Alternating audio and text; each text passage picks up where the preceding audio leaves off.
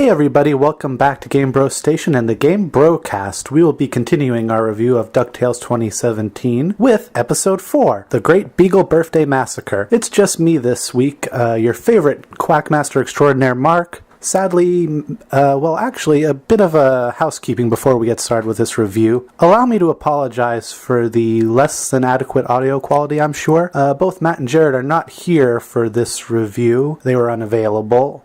Actually, Matt is out of town. He's visiting his grandfather this week, who I believe is celebrating a birthday. So I hope you'll all join us in wishing Matt's grandpa a happy birthday. At least I think that's what he said. If not, we'll wish him a merry unbirthday, you know, all that good stuff. But because Matt and Jared were unavailable for this recording, I didn't have access to the studio or any of the audio recording equipment. So basically, this episode will consist of me standing on top of my roof and shouting at a cloud, hoping it'll record my words to digital files for you all to listen to. Again, I'd like to apologize for the audio quality, and don't worry, Matt and Jared, your beloved Game Bros hosts, will be back for episode, let me check here, 6, Terror of the Terrafermians. But for episode 4 and 5 this week, it'll just be me. We'll have a little personal time. How are you? You doing good?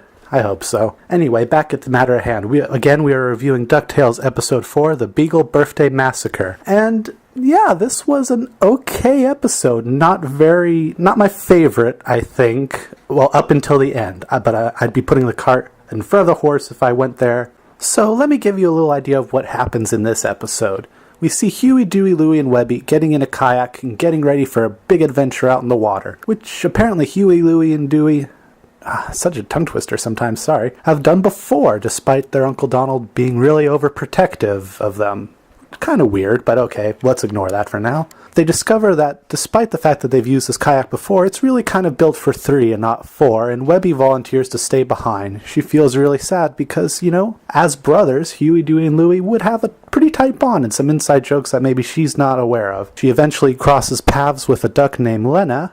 I believe that was her name. I might be mispronouncing that. And yeah, Lena's kind of an interesting character. She kind of at first comes off as, you know, the bad girl, the rebel, if you will, and she's impressed by Webby's pretty cool gymnastics skills, not gonna lie. The two break into a junkyard where they crash Ma Beagle's birthday party and smatter cake all over her face in front of not just your regular Beagle boys, but the Deja Vus, I think one of them was called the Extreme Taquitos. There was a clown group, the Deja Vus, and wow, the list goes on. This leads to Ma Beagle being enraged and sicking the entire Beagle Boys clan after them. They get chased through all the rough parts of towns, and actually, you know, I stand corrected. My favorite Beagle Boys group introduced here, I think they were called the Ugly Losers.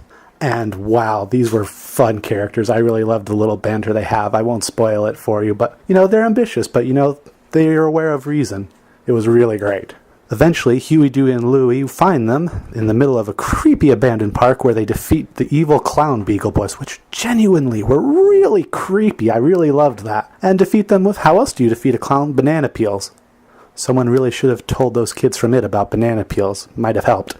However, after defeating the clowns, they find that Lena has been kidnapped and captured by the Beagle Boys and is taken back to the amphitheater where we first met her. I probably should have mentioned that. Huey, Dewey, and Louie, and Webby, I should just say the triplets, then proceed to break her out and, you know, beat up the Beagle Boys by asking them who's going to get credit for this capture. And, you know, as siblings, they're going to fight over it because everyone wants to be Ma's favorite. The gang return back to McDuck Manor safe and sound, and everything seems good, until we keep following Lena. And this is where the episode goes from maybe a 5 for me, honestly, all the way up to a 10. Lena uses a magic amulet she has to contact Magica Dispel via Shadow, and wow, was that amazing. Now, given the incantation she recites beforehand, it's hard to say if she was just contacting Magica, if Magica has been banished maybe by Scrooge in his past adventures. It's really hard to say, but long story short, we can confirm now, without any doubt, Magica will be a big part of this series.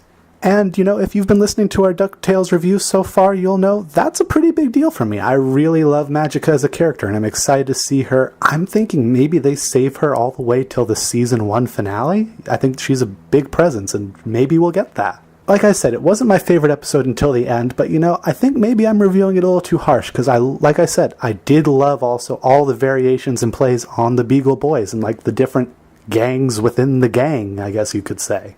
And really, I think for me, that kind of wraps up this review. I apologize that this is a little on the short side. It'd probably be a little more fleshed out if we had our Game Bros with us, but it's just me, and I hope it's cool with you if we leave it at that. Join us again this week, where we will also be reviewing Episode 5, Escape to / From Atlantis? They've already been to Atlantis. Why are they going back? Very interesting stuff. Speaking of episode numbers, though, one more bit of housekeeping before we go. We would again like to apologize for mixing up Episode 2 and Episode 3 in our reviews. Like we said before, our cable provider told us Episode 2 was 3 and 3 was 2 and vice versa, and we kind of second-guessed ourselves on it, quite honestly. So just so you know, for all future references, we will be using the Wikipedia listings for episodes, just in case there's another, 1-day, 2-episode premiere thing and it gets weird. So yeah, thank you guys for joining me on this fun little experimental solo mission into the world of Ducktales. That's been fun. I hope you've enjoyed it. And, I just realized I get to sign out the show now, all by myself. Jared, I'm going to do you proud. Okay, so everybody, that's been our review of DuckTales Episode 4. We hope you've enjoyed the show, and, well, by we, I mean I. And just a quick reminder, you can enjoy all your Game Bros content on the YouTube channel, Game Bros Station, and, as always, like Jared loves to say, to be continued.